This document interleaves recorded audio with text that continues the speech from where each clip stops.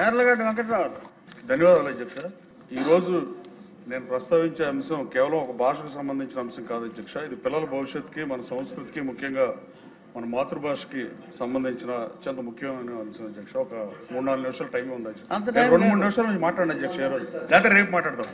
ఎందుకంటే ఇవాళ 5 నిమిషాల్లో క్లోజ్ చేయాలని చెప్పారు. మాకు ఉండదు కదా జీరో, మాకు క్వశ్చన్ అవర్ ఉండదు కదా.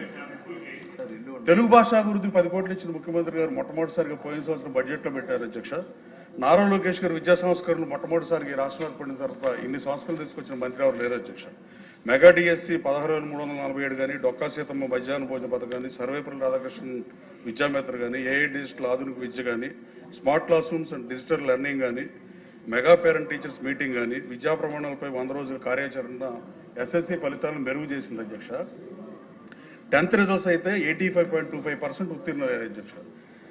ఈ సంస్కరణ ద్వారా పాఠశాలల రాజకీయాలకు దూరంగా ఉంచారు అధ్యక్ష. ఈ సంస్కరణ ఫలితంగా ప్రైవేట్ స్కూల్స్ నుంచి 1,00,000 మంది పైగా గవర్నమెంట్ స్కూల్స్లో చేరడం సుపరిణామం అధ్యక్ష. కానీ టీచర్స్ను కూడా ఫిన్లాండ్లో శిక్షణ, టుర్కు యూనివర్సిటీకి సందర్శన ఇట్లాంటి సంస్కరణ చేసిన మంత్రి గారు ఈ సంస్కరణ కూడా తీసుకొస్తారన్న నమ్మకంతో ఇది మారుతుంది అధ్యక్ష. ఈ సభ ద్వారా గౌరవ మంత్రి లోకేష్ బాబుని కోరుతున్నారు అధ్యక్ష.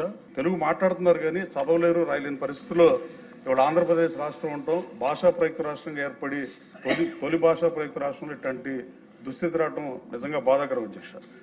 ప్రస్తుతం విద్యార్థులపై మార్కులు ఒత్తిడి వల్ల వాళ్ళ తల్లిదండ్రులు కూడా సెకండ్ లాంగ్వేజ్ ఆప్షన్ వచ్చినప్పుడు తెలుగు కాకుండా సాంస్క్రిట్ తీసుకోండి, హిందీ తీసుకోండి, మార్కులు ఎక్కువ వస్తున్న పరిస్థితిలోకి విద్యా వ్యవస్థ దిగజారిపోయిందంటే ఏమాత్రం సందేహం లేదు అధ్యక్ష.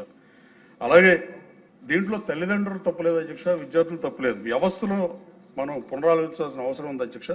ఇంటర్మీడియట్లో అయితే సెకండ్ లాంగ్వేజ్ ఆప్షన్ తెలుగు లేకుండా చేయడం వల్ల ఈ పరిస్థితి వచ్చింది అనేది ఒప్పుకోవాల్సిన నిజం అధ్యక్ష.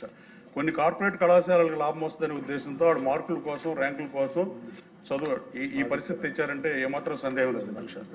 మొన్న 10th పరీక్షలు 6,17,827 మంది రాసి తెలుగులో ఫెయిల్ అయిన వాళ్ళు 37,000 మంది ఉన్నారు అధ్యక్ష. ఇంగ్లీష్లో 8,700, హిందీలో అయితే 1,400 ఫెయిల్ అయ్యారు అధ్యక్ష. అంటే మాతృభాష ఏ పరిస్థితిలో ఉందో చూడండి అధ్యక్ష. అలాగే క్వశ్చన్ పేపర్ మార్చి ఈ వ్యాకరణాలు, పద్యాలు ఇలాంటి గిడుగు రామ్మూర్తి గారు తెలుగుని వచన కవిత్వంలోకి తీసుకొచ్చిన తర్వాత తెలుగు బతికింది. మళ్ళీ ఇప్పుడు తెలుగు ఈ రాష్ట్రంలో ఫ్లెక్సీల మీద కూడా చూడండి అధ్యక్ష, తెలుగు అన్ని తప్పులు రాసే పరిస్థితి అధ్యక్ష. దయచేసి సెకండ్ లాంగ్వేజ్లో పేపర్లు మార్చి, క్వశ్చన్ పేపర్ మార్చి తెలుగు తీసుకున్నా కూడా 90 మార్క్స్, 98 మార్క్స్, 99 మార్క్స్ వచ్చే దిశగా ప్రభుత్వం, మంత్రి గారు కృషి చేయాలని కోరుతూ ఇంకోటి ఏంటంటే అధ్యక్ష, దీనివల్ల ఏం ఉపయోగం లేదు అధ్యక్ష.